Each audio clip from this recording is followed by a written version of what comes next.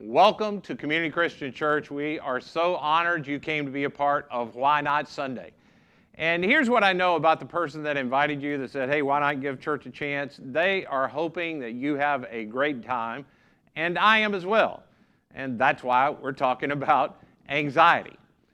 I don't know if you know it or not, but we are in the midst of an anxiety epidemic, that our culture is increasingly anxious, more anxious all the time. In fact, if you don't know that, you should give it a try and just Google anxiety epidemic sometime. You'll be overwhelmed by the responses you get.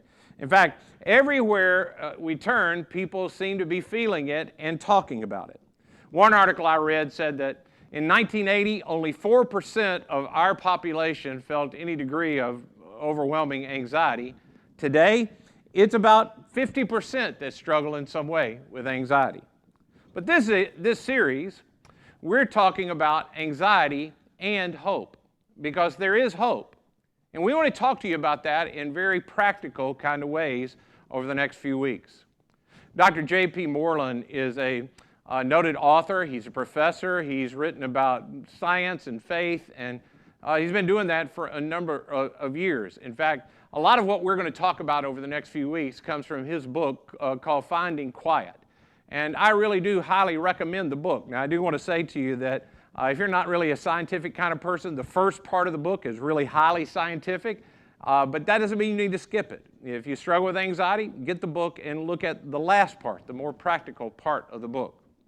The reason I like the book and recommend it so much is that it makes clear that the struggle with anxiety really doesn't play any favorites. After a lifetime of practicing, teaching, writing about his faith, Dr. Moreland experienced the worst 7 months of his life after he had his first panic attack. He writes, "At 2:30 in the morning, I awoke, dripping wet with sweat and my heart pounding. My body was filled with electricity like there was a tiger in the room. I went room to room in my house to try to figure out what was wrong. Something was happening I'd never encountered before. I was having a panic attack." He says his wife woke up and tried to ask him what was going on, and he said, all I could tell her was, I was shaking with electricity. It was running from my head to my chest. He said, I'm very afraid, and I don't know of what. He then goes on to say that he spent the rest of that night from 2:30 until dawn just walking in circles in his neighborhood trying to get rid of this feeling.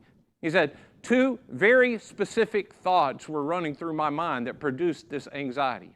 One, he says, was there was a critic of mine that was openly attacking my life's work and my character.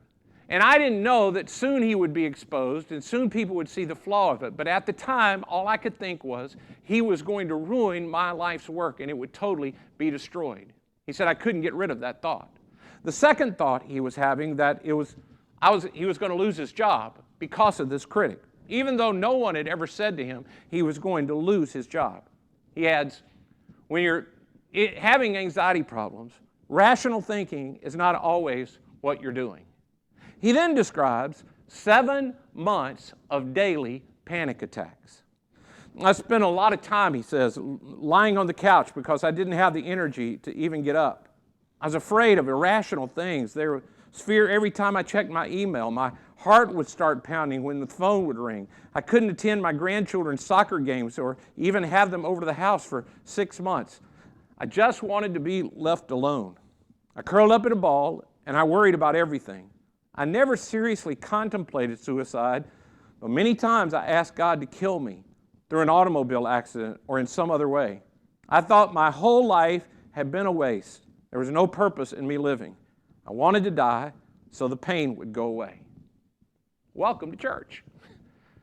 Now, to some of you, right now you're sitting incredibly still because what's just been described by Dr. Moreland is something that you experience.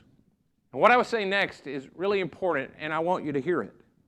I want you to know you are not alone, and that is not the end of the story. There is hope.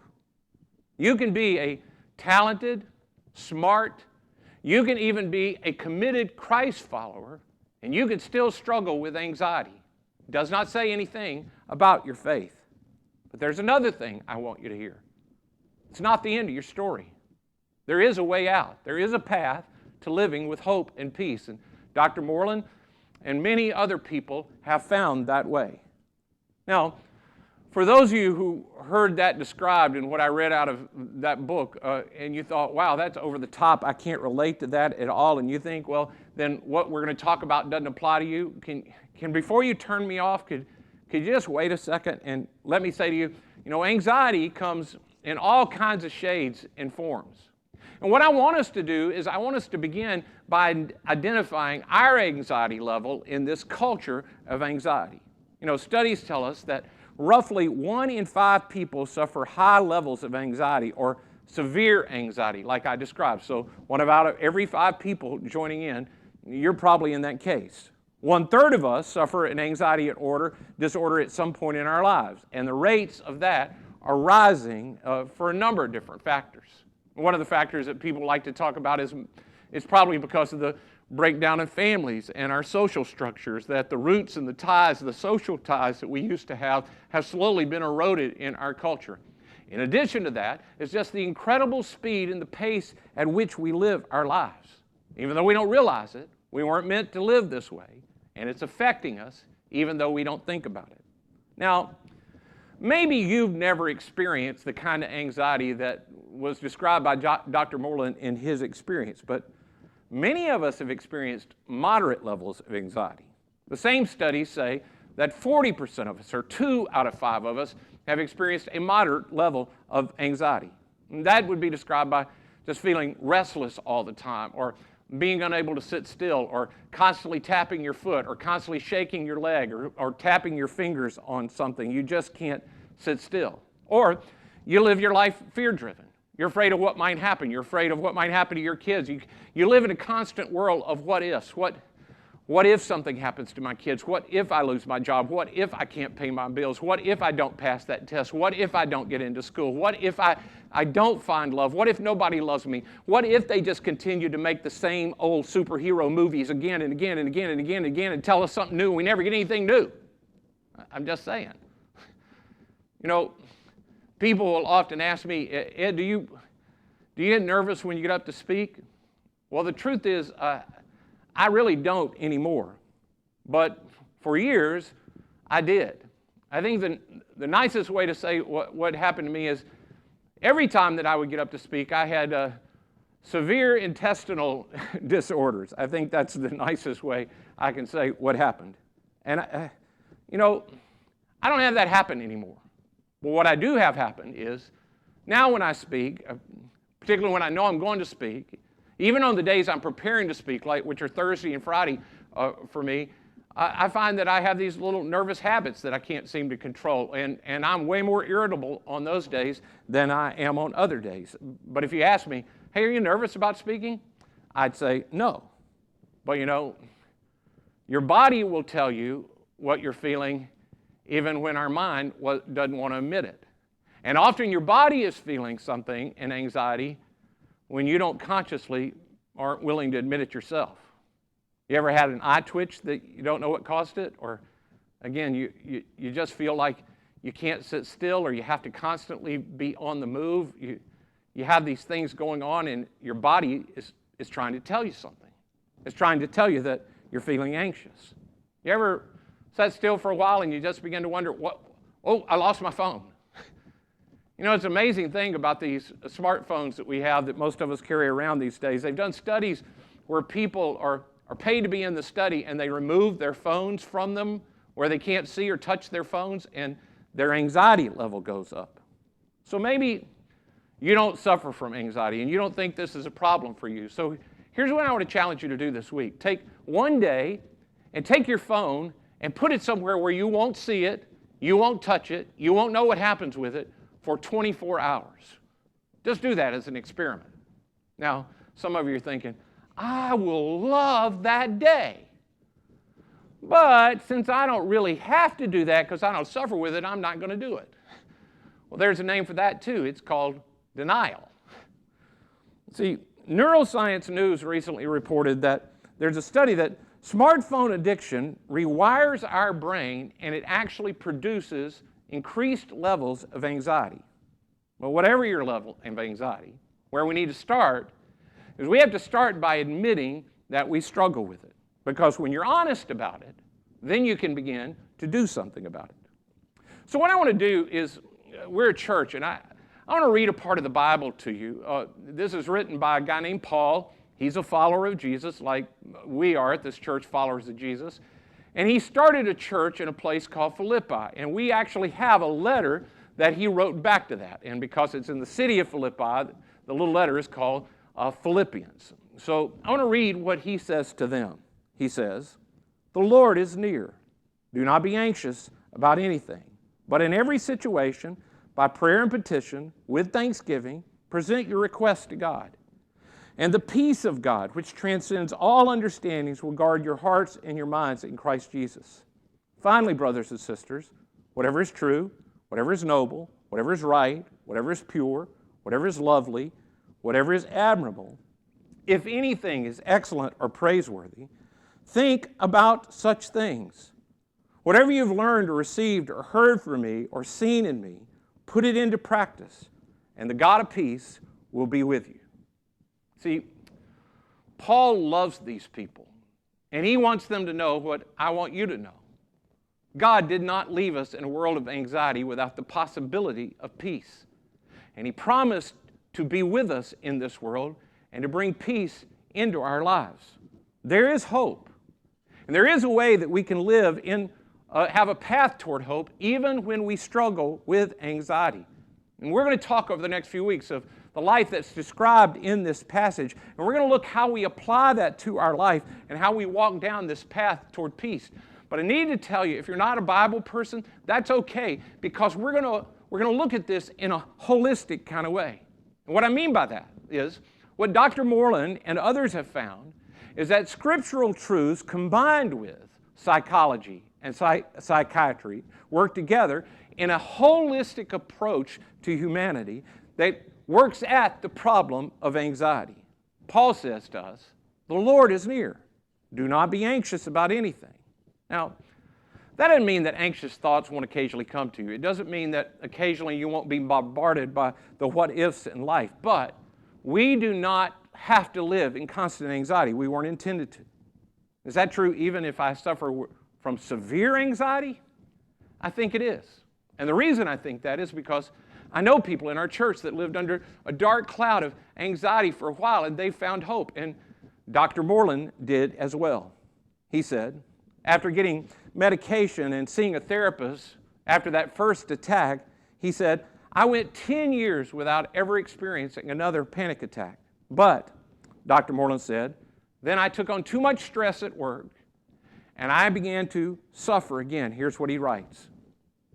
"When you're prone to anxiety, stress is enemy number one. But I thought, not for me. I'm a distinguished Christian professional.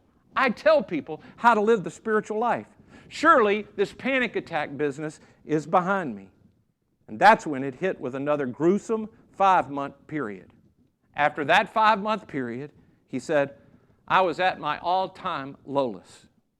And then he said he sensed that God was speaking to him. Now, he wasn't speaking to him in an audible voice, but he sensed that God was speaking to him in his spirit. And what God was saying to him is, "I will be with you, and I don't want you to ever suffer this way again. So I want you to learn, and then I want you to write the ways that I have made the world so that you do not ever have to do this again." So, Dr. Moreland went on a learning pilgrimage about anxiety. Over the next several years, he devoured over 40 books, Christian and non-Christian, about the psychology of anxiety and about spiritual formation. And what he learned, he began to put in practice, and it began to change him. He writes, "I know these principles worked. How do I know? A couple of years ago, over a 2-year period, I contracted 4 kinds of cancer, had 4 surgeries, and was on chemotherapy for 7 months. And yet, I was the happiest and most peaceful and calm that I had been in years. I had virtually no anxiety in my life. My close friends, my wife, my daughters regularly commented to me they could not believe how how peaceful and happy I was through this all. And that's where we're going to go over the next few weeks in this series together. So, in this first message, I want us to just understand what anxiety is and what some of its sources are. Dr. Moreland said that he had a couple of pre-existing or kind of predisposition toward being a person with anxiety. And maybe some of you do too. One is, you can, believe it or not, receive a genetic predisposition to anxiety. And the second is, if you have in your childhood a trauma or a very stressful period of your childhood or a PTSD for some kind of traumatic event that happens, there may be a predisposition for you. Dr. Moreland noticed on the genetic side that his grandfather had been a person that was in a constant state of worry, that he was a person that was always worried, always troubled, that was in his past. He also noted that he has 2 daughters, one who looks like him, and she suffers from severe struggles with anxiety. Many of you may be in the same place. I mean, if you look around your family, and as you look around your family, you note that your mom or your dad or your grandfather or someone in your family has struggled and suffered with anxiety or severe anxiety. Likely, you or someone in your family, just because of DNA, may as well. If you had a traumatic or stressful childhood, or all the adult authority figures in your life continue to walk out of your life in childhood, you may have a predisposition toward it. So, you've got to identify it. Do I have a predisposition toward having struggles with anxiety? But that does not mean just because you have a predisposition that there is no hope. It doesn't mean that at all, because you can make changes and choices that can change things. Just like there are people sitting around you that have a predisposition to heart disease or to diabetes or addictions, and they have to make choices in their life to keep that from being the problem in their life. You will need to protect yourself and make choices too. But it begins with you admitting and noticing that you may have a predisposition. And you'll need to look for triggers. Well, what are triggers? Well, the number one trigger that people continue to identify is stress. If you struggle with high anxiety in your life, stress is your number one enemy. You will have to learn to have rest and margin in your life. Triggers can also be things like what you fix your mind on, thoughts that continually go through your mind, worry thoughts about what am I going to do about this, and how can I make sure what happens in the future, and what you can't control, and what can you do. You can let your mind continue to go on those things about the future that you don't have the power to control, or you can dwell on, like Paul wrote in that note to the people he loved in Philippi. He says, or you can think on things that are good and noble and admirable and true. You can let your mind dwell on these. So, you got to identify what triggers your anxiety, and you have to do a little self-check to notice what your level of anxiety is. So, this week, my challenge to all of us is, do a self-check. What's your normal anxiety level? Are you at a 1?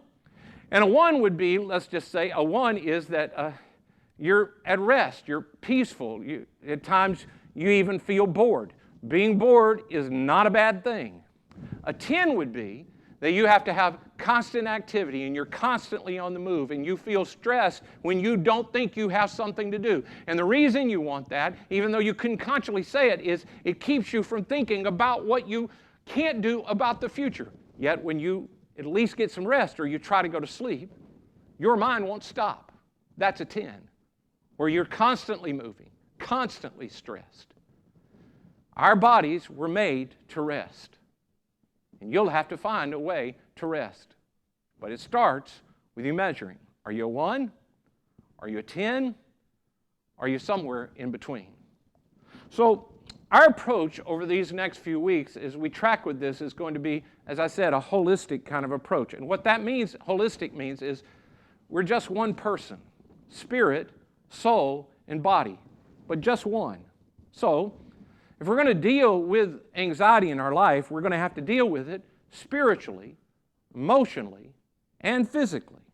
Your spirit is where you relate Well, to God. It's how you see yourself. It's the self-talk of what you say about yourself. And God is at work in your spirit. Your soul is what it animates your body. It's what gives life to your body. It's the thoughts that come from your spirit. It's your will. It's where you decide what you're going to do. And it's your emotions. So your spirit is meant to influence your soul and your spirit together. The self-talk from that is supposed to govern your body. But, as I already talked about, your body also talks to your soul and your spirit and lets your soul and spirit know that there's something off. You can feel it in your body even when you don't consciously recognize it. You may not know this. Often people who do what I do don't talk about this, but the Bible really does have a holistic approach to spiritual life, and it's not just about the spirit. It is about soul and body as well. The Bible addresses all. So, what about your spirit? What about your soul? What about your body? For instance, some medications that are prescribed for you they're given to us when you're needed, and they help our body have time to begin to rewire our brain. Some medications are sort of like a brace that are needed for our mind. Like some of you may have a broken bone and you have a brace or you have a cast that you put on the leg. It just supports the leg while the leg has a chance to heal. Medication can sometimes give your body time to rewire your neural pathways, and they give your soul a chance to rework your self-talk, because your soul's thoughts and your soul's emotion literally are grooving your brain. That's the most current thinking in neuroscience these days. So, we can also use psychology to give us new thoughts in our mind and emotions, and then we can use the Bible and the thoughts from the Bible and spiritual truths to speak to our spirit, and they change us spiritually, because our spirit is intended to inform our soul, which helps our body, and we live as one person. So, how about your spirit? Where are you spiritually?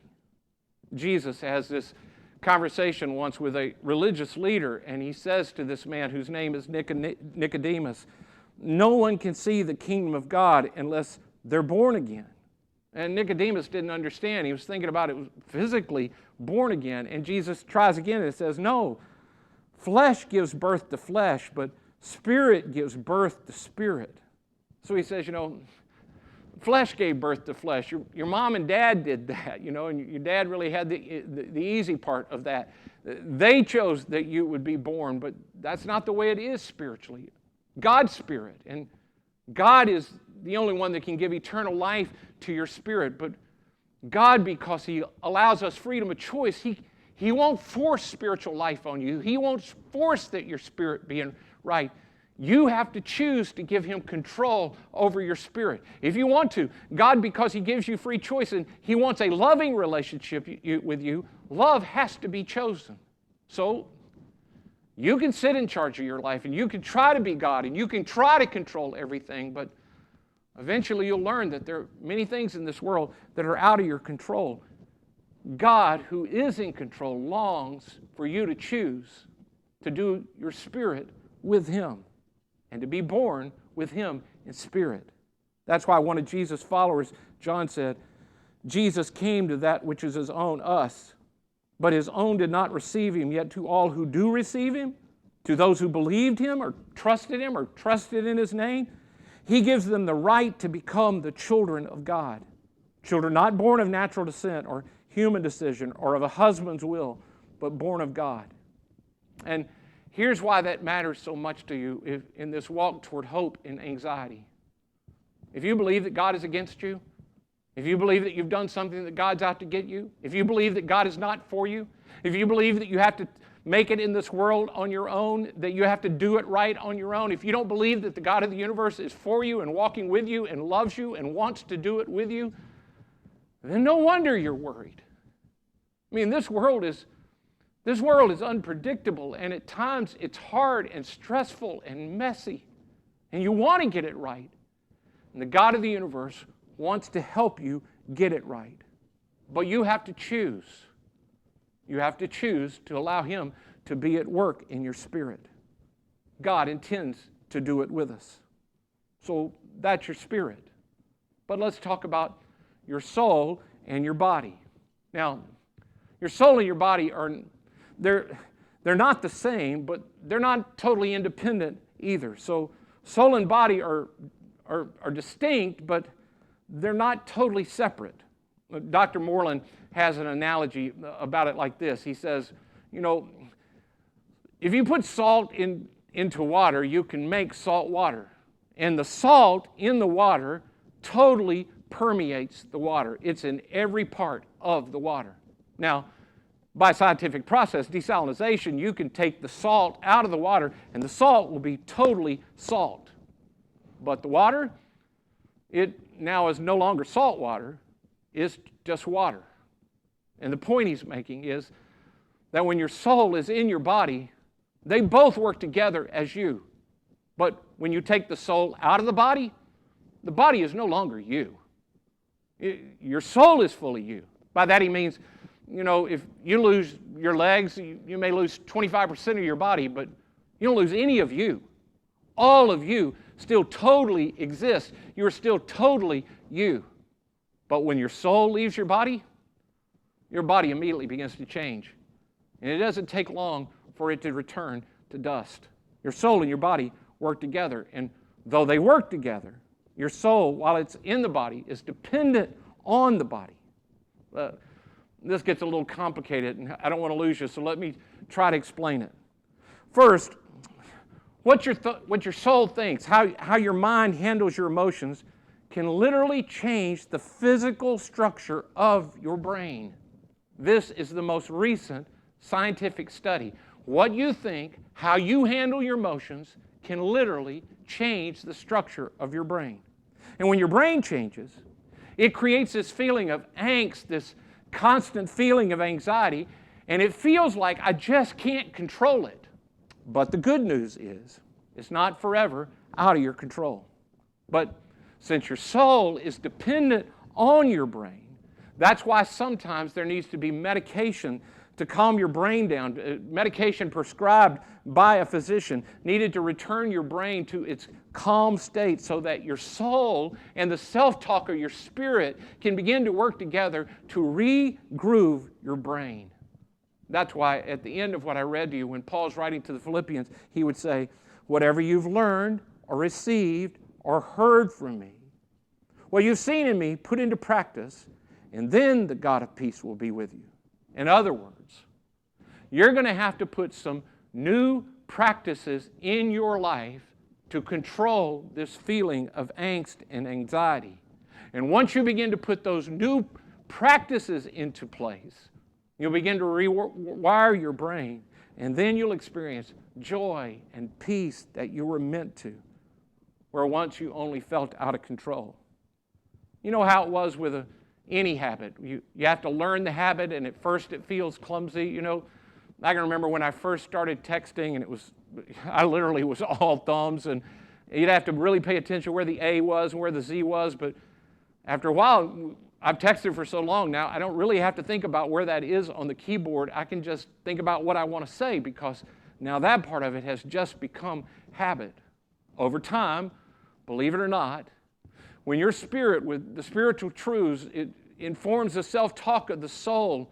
If you have the right chemistry, where maybe some medication is needed to give you a chance for your brain to calm down, that your spirit and soul can be able to, with God's help, rewire the grooves of your brain, and then love and joy and peace and patience and kindness and goodness, they can begin to grow in your life, where once there was only anxiety and chaos. But it begins with you learning some new practices. It begins with you putting new habits in your life. And those habits can literally begin to change your life. Do you want to know what those habits are? Well, that's what we're going to talk about next week. So I hope you'll come back for the next part of this series, Hope and Anxiety. But I do want to give you just one of those today. And I know for those of you, maybe you're not a church person, or you're not really a believer, maybe you don't even know about God yet, this is one you can practice even though it sounds like you have to believe. You don't. It's prayer. You know, we've found medically that there's a benefit to praying even if you don't even believe in the power of prayer. There's a benefit to it. So here's what I want to encourage you to do just for the next 7 weeks. And 7 days. This isn't going to totally fix everything, but it's a beginning of putting a habit in practice. Every time you begin to feel anxious, I just want you to note it, and then I want you to just consciously turn and pray. God, I feel this way. I need you to be with me. God, would you help me with this? Or you can't say, God, say, I feel this way. I need help with this. If there's a way that I could get help for this, I want help for this. That will begin to change. It'll be the first step. The way we've decided to end this service today is I've asked the band to come back. The band is going to come back and lead us in a song that we actually heard early in the service. It's the one that talked about no longer being a slave to fear. And I know for some of you, you may not like the music, you may not like the song, but the words of this song are true. And what I want to ask you to do is I want you to listen to them and let them begin to absorb in you. And if you can, begin to sing them. And over the next few weeks, we're going to learn together how to live spirit, soul, and body in this truth. That you don't any longer have to be trapped and feel like you're a slave to your anxiety and fears. We can live in hope.